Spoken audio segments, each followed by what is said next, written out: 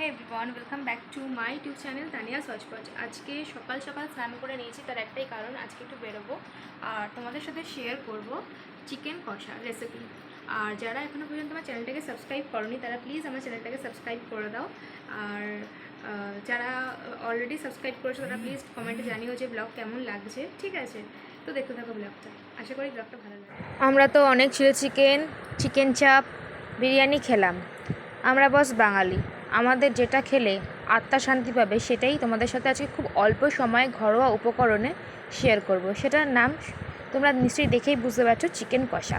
প্রথমে মাংসটা ভালোভাবে ধুয়ে নেবে, ঘরে যেটুকু পেঁয়াজ থাকবে টুকিটাকি করে স্যাট কেটে দিয়ে দেবে, তার মধ্যে কাঁচা লঙ্কা দিয়ে দেবে, টমেটো থাকলে টমেটো দেবে, চাইলে তোমরা ক্যাপসিকামও অ্যাড করতে পারো, আমি এখানে ক্যাপসিকাম অ্যাড করিনি। তারপর এবার ঘরোয়া মশলা যেমন ধরো হলুদ গুঁড়ো, লঙ্কার গুঁড়ো, ধনের গুঁড়ো, জিরের গুঁড়ো একে একে দিয়ে দেবে। তারপর কী করবে, বাড়িতে সর্ষের তেল সবারই মোটামুটি থাকে কম বেশি, সর্ষের তেল দিয়ে দেবে। তারপর হালকা হাতে এইটা মাংসটাকে ভালোভাবে, একটুখানি টক দই থাকলে তো, গরম যা পড়েছে সবার বাড়িতে মোটামুটি টক দই আছে, টক দইও দিয়ে দেবে, ভালোভাবে হালকা হাতে মাখিয়ে নেবে।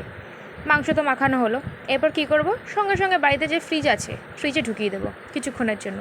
তারপরে একটা কড়াই নেব, আলুগুলো ভালো করে লাল লাল করে ভেজে নেব। আমরা বাস বাঙালি, আমরা খেতে গেলেও আমাদের আলু দরকার, ঘুমাতে গেলেও আমাদের আলু দরকার, আলু ছাড়া আমাদের কিছু হবে না। তো আলুটাকে তাই লাল লাল করে ভেজে নেবো। আমি এখানে হলুদ অ্যাড করিনি, তোমরা চাইলে অ্যাড করতে পারো। এবার যে ফ্রিজে মাংসটা ঢুকিয়ে রেখেছিলাম ওটা বার করলাম, বার করার পর দেখতে দেখো কী সুন্দর চমকাচ্ছে, দেখেছো? ফেনা লাবড়ি মাখলেও এত কষ্ট হবে না, মাংসটা যে চমকেছে। যাই হোক, কথা না বাড়িয়ে এবার কড়াইয়ে আবার বসালাম।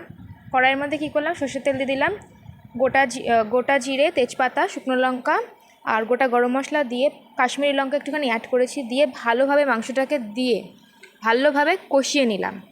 আর যত বাঙালি কথাতেই আছে, যত কষাবে তত নাকি রান্নার টেস্ট, তাই আলুগুলো দিয়ে ভালোভাবে কষিয়ে দিলাম। আর অল্প অল্প করে জল অ্যাড করবে, কারণ মাংস থেকে যেহেতু টক দই দেওয়া আছে জল বেরোবেই, যারা নতুন তাদের জন্য বলছি।